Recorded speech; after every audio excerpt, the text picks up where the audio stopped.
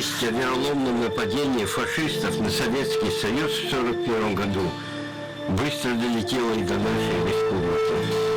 Хотя Якутия находилась в глубоком тылу, за многие тысячи километров от огненной черты фронтов, на борьбу с врагом отправились люди со всех ее уголков. Многие воины пали на полях сражений, но потеря жизни каждого из них не была напрасной. И поэтому те, кто выжил в боях, смогли одержать великую победу в самой страшной войне XX века. На фронт, как все, пошел якут-солдат. За родину он жизнь отдать готов. И, устремив на запад смелый взгляд, он ненавистных истреблял врагов. Война до нас не добрела, не подступала даже близко. Но нет в Якутии села, где бы не стояла обелишка. Стоят рядами обелишки, и всякий раз напоминают мне: забыть войну равно предать родных и близких, предать живых и павших на войне.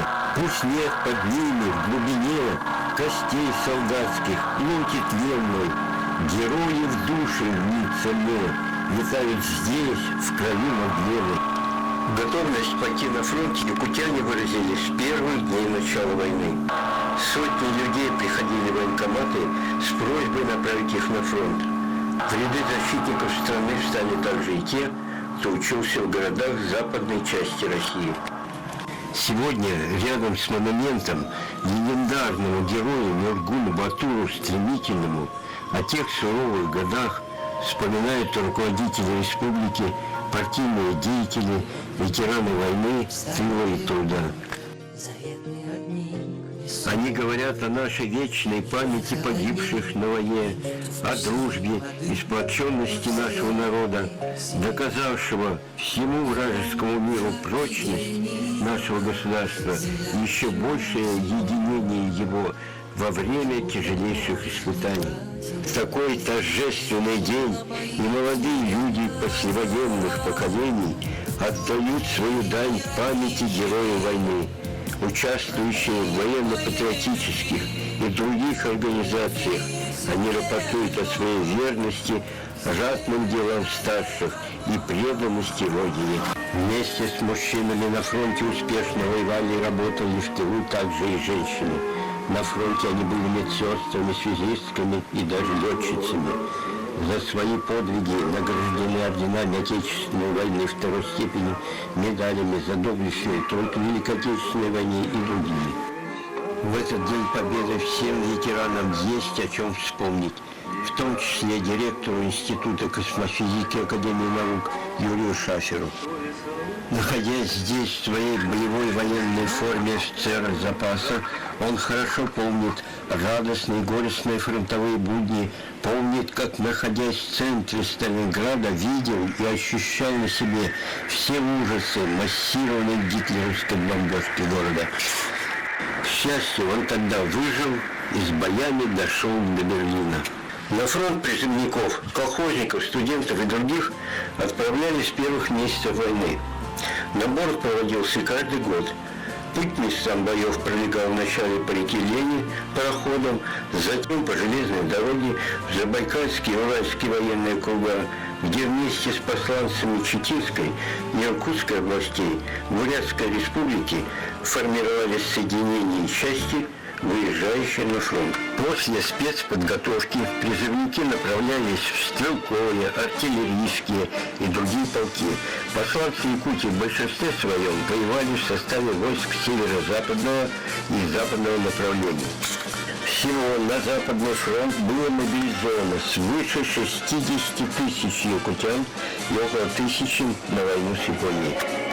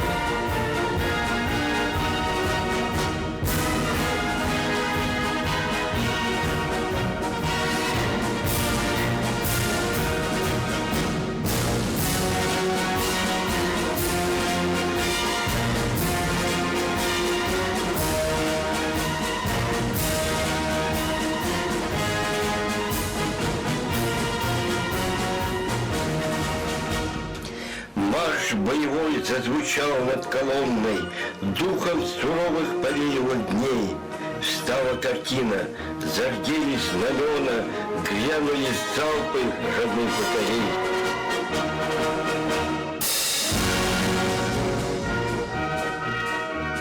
Марш, как весенний разлив многоводный, как раскаленный в горниле металл, стал молодежи звездой путеводной, недугом нашим, а страсткою стал.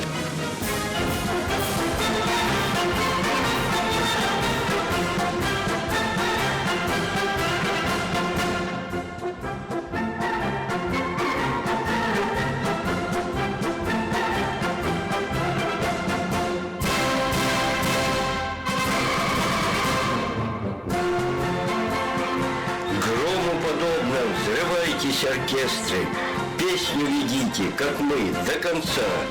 Пусть на земле не останется места, где б не забились в волнении сердца.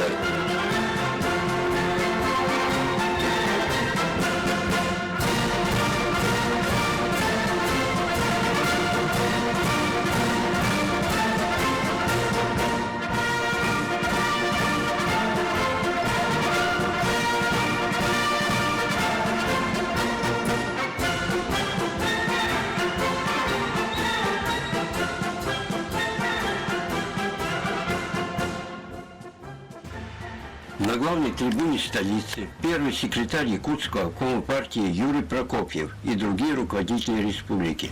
Они вновь говорят об огромном значении вклада воинов-земляков в копилку побед нашей армии.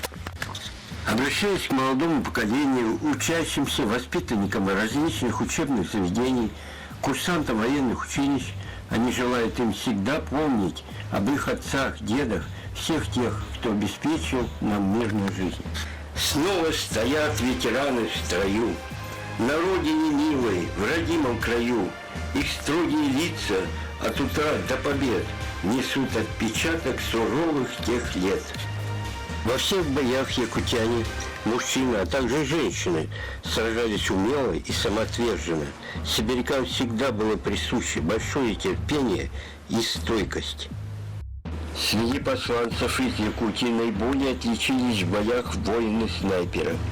То, что якуты являются меткими стрелками, убивающими белку точным выстрелом в глаз, стало известно в Ставке Верховного Главнокомандования, и было решено использовать их в качестве снайперов и разведчиков. Эти люди с зорким глазом, крепкими нервами и железной выдержкой в бою были наблюдательными и находчивыми. На боевом счету каждого из них десятки и сотни фашистов. Немало героических подвигов было совершено в самые ответственные моменты. В одном из боев в сентябре 1943 года рядовой Клавдий Краснояров повторил легендарный подвиг Александра Матросова. Но в данном случае дом находился в фундаменте дома. Здесь также после брошенной гранаты пулемет снова застрочил, и Краснояров закрыл амбразуру своим телом. Ценой его жизни боевая задача по освобождению населенного пункта была выполнена. Очень жестоким был бой в 1943 году на новгородской земле в районе озера Ильмень. В память о сражении в городе Якутске названа улица Ильменская и сооружен монумент. То сражение было предпринято, чтобы помешать переброске на Курскую дугу немецких дивизий. Задержать противника было поручено состоявшей на четверть из якутов 19-й отдельной лыжной бригаде стрелкового корпуса. Приказано форсировать озеро по льду и завязать бой. Когда лыжники прошли почти все озеро, они попали под плотный артиллерийский огонь и удары авиации. В результате лыжная бригада понесла большие потери. Но поставленная задача была выполнена, и фашистам не удалось получить подкрепление на Курской дуге. В 1968 году на месте боев у озера Ильмень в память о воинах-якутянах был поставлен обелиск. За проявленные во время войны подвиги свыше 10 тысяч человек республики награждены орденами и медалями. 24 воина-якутянина удостоена высокого звания Героя Советского Союза. Мишенина увековечены в различных названиях, в том числе улиц города Якутска с фамилиями Краснояров, Попов, Лонгинов, Шавкунов, Охлопков и другими. 8 человек, героев якутян, являются коренными жителями республики. Это рядовой Федор Попов, первый из якутов, получивший звание героя, истребивший более 70 фашистов при форсировании Днепра. Старший лейтенант Николай Кондаков, командир батареи артполка, отличился также при форсировании Днепра. Сержант Владимир Лонгинов, командир отделения пулеметной роты, смело сражался в боях на Днепре. Гвардии сержант Алексей Миронов, снайпер, погиб в Венгрии за несколько дней до победы. Сержант Федор Охлопков, снайпер, на его счету 427 фашистов, участник парада Победы в Москве. Подполковник Владимир Сапожников, летчик бомбардировочной авиации, отличился в боях за Крым, Ленинград, Сталинград. Рядовой Николай Степанов, пулеметчик, проявил отвагу при форсировании реки Южный Буг. Майор Николай Чусовской, командир стрелкового полка, форсировал Днепр, освобождал Молдавию, Украину, Польшу, штурмовал Берлин. Коренной житель республики сержант Дмитрий Петров стал одним из 5 полных кавалеров Ордена Славы. Освобождал Украину, Белоруссию, Польшу.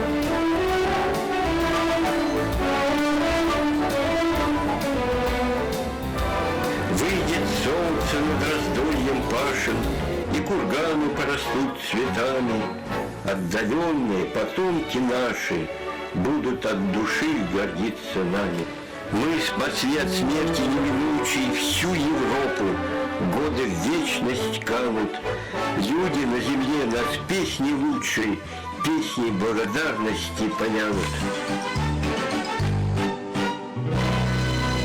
Весна 45-го года, как ждал тебя синий дубок, народом Европы свободу грянул жаркий солнечный год. На площади Вены спасенной собрался народ стармат. На старой израненной в битву гармонии вальс русский играл наш солдат. Помни Вена, помни пальмы и Дунай, тот цветущий и поющий яркий.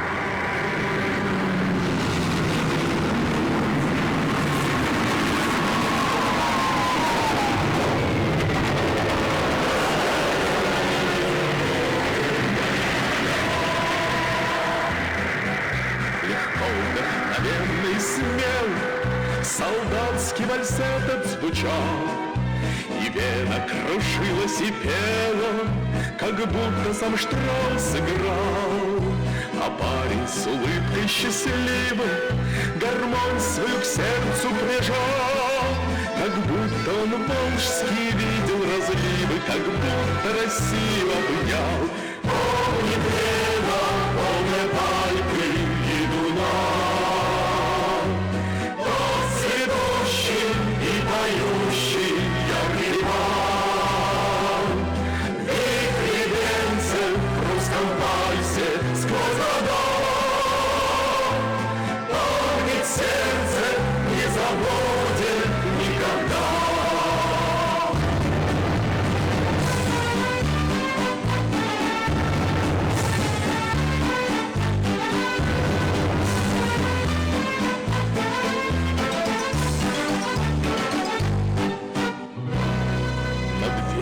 Седой и прекрасный плыл вальс полон грез и огня.